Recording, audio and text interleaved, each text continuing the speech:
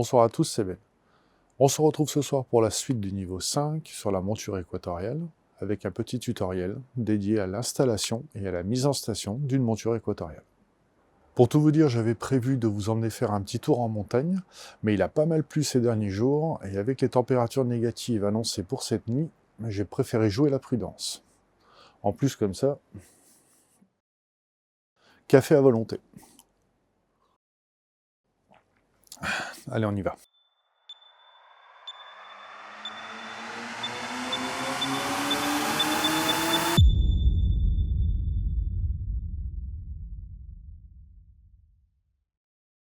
Bon alors moi ce soir je vais utiliser une Star Adventurer de Skywatcher, mais le principe est le même pour toutes les montures équatoriales. Avant toute chose, quelques conseils et prérequis à faire de préférence de jour. Si vous êtes un réel débutant, essayez votre monture de jour. Familiarisez-vous avec, c'est toujours plus facile que dans le noir. Une chose importante avant toute première utilisation d'une monture, c'est de vérifier et éventuellement régler votre viseur polaire. La procédure est simple. De jour, vous allez viser un endroit éloigné, un repère, comme par exemple une antenne ou un clocher, et vous allez aligner le réticule dessus. Ensuite, vous allez faire une rotation de 180 degrés à l'axe d'ascension droite. Si le repère n'a pas bougé, c'est nickel. Si en revanche il s'est déplacé, il va falloir régler votre viseur polaire à l'aide des 3 petites vis situées sur le fût.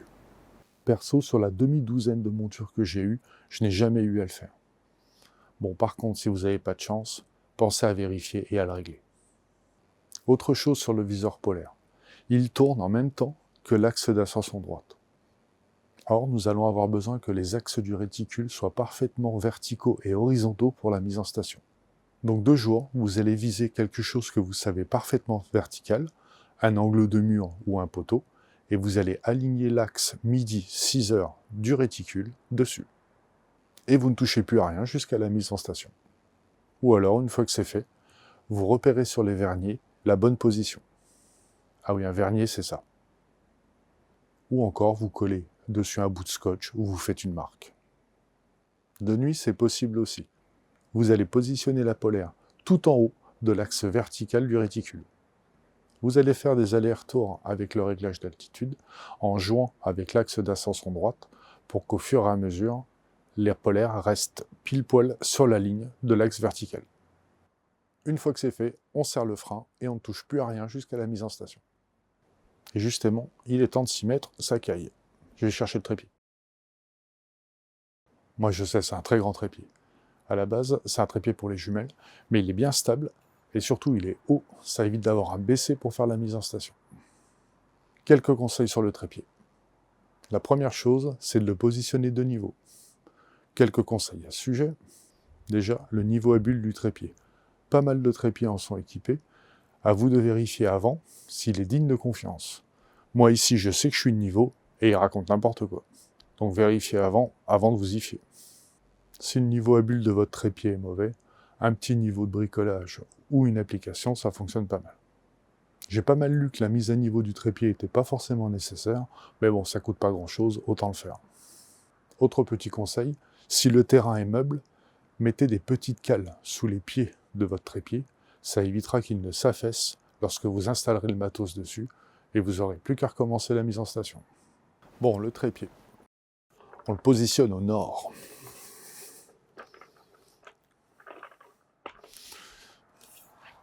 Essayez d'avoir l'espace entre les deux jambes pour pouvoir passer, c'est plus pratique pour la mise en station.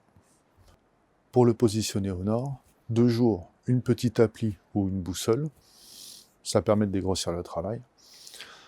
De nuit, petite astuce pour repérer la polaire. Vous allez trouver la constellation de la Grande Ourse, la constellation qui ressemble à une casserole, et vous allez prolonger le bord extérieur de la casserole 5 fois jusqu'à trouver une étoile, seule, et pas très brillante, c'est la polaire. Une fois que votre trépied est installé grosso modo au nord, on va pouvoir installer la monture.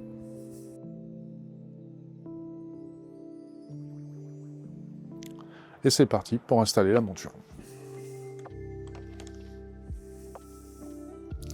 Alors j'avais déjà installé la base équatoriale juste avant. La monture est en place.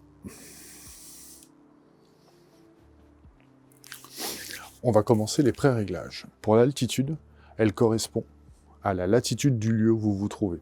Vous avez ici un vernier qui indique les latitudes. Vous pouvez indiquer à peu près la latitude où vous êtes, c'est pas très précis. Après le réglage d'azimut, vous allez regarder la polaire et orienter grosso modo la monture dessus.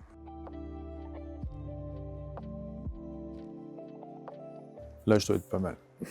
Une fois que vous avez fait ces pré-réglages, il n'y a plus qu'à vérifier dans le viseur polaire. Et normalement, si vous avez été bon, la polaire est dans le cadre.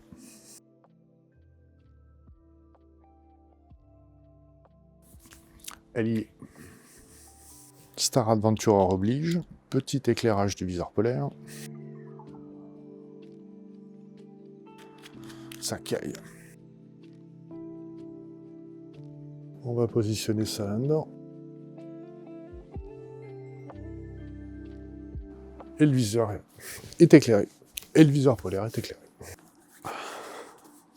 Et donc la mise en station. Alors là, il y a deux écoles. Soit on le fait sans matériel, soit on le fait avec le matériel dessus. Ça peut être un peu difficile avec le matériel dessus, mais ça évite que ça bouge quand on va venir installer le matériel dessus. Là, moi, j'ai pas beaucoup de matos, je vais le faire sans, et je rajouterai après l'appareil photo et la platine. Le but du jeu va être de positionner la polaire à un endroit précis sur les cercles gradués autour du réticule. D'où l'importance d'avoir un réticule bien orienté. Pour savoir où positionner la polaire, le mieux est de télécharger une petite appli qui va vous l'indiquer. Il y en a des dizaines, moi j'ai pris celle de la Skywatcher de Star Adventurer. Avec l'appli, on sait précisément où on doit positionner la polaire.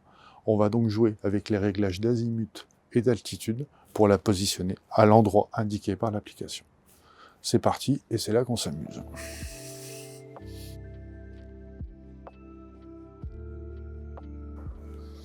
Déjà, je vais baisser un peu la luminosité, parce que je vois à peine la polaire.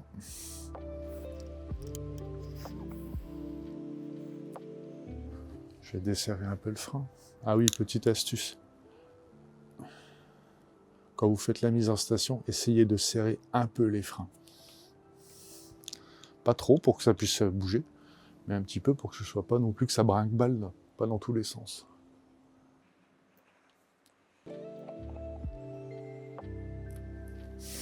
Je vérifie sur l'appli. Pour le coup, un peu plus de lumière, ce serait pas du luxe.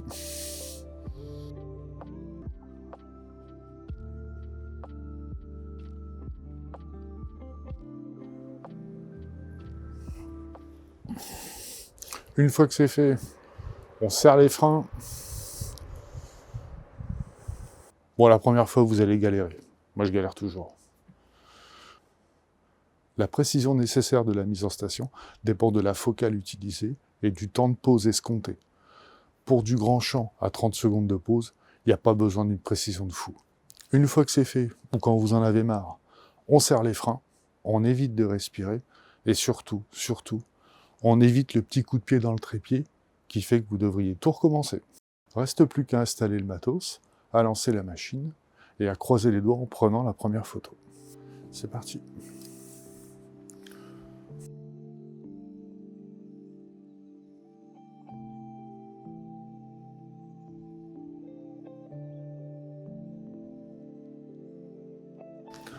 Qu'est-ce que j'ai fait comme connerie? Here I come. Ça, faut pas le filmer. Hein.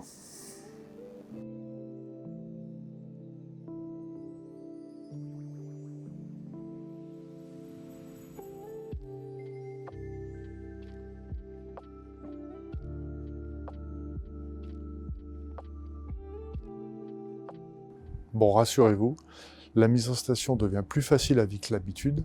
Là, j'avoue que j'étais un peu rouillé.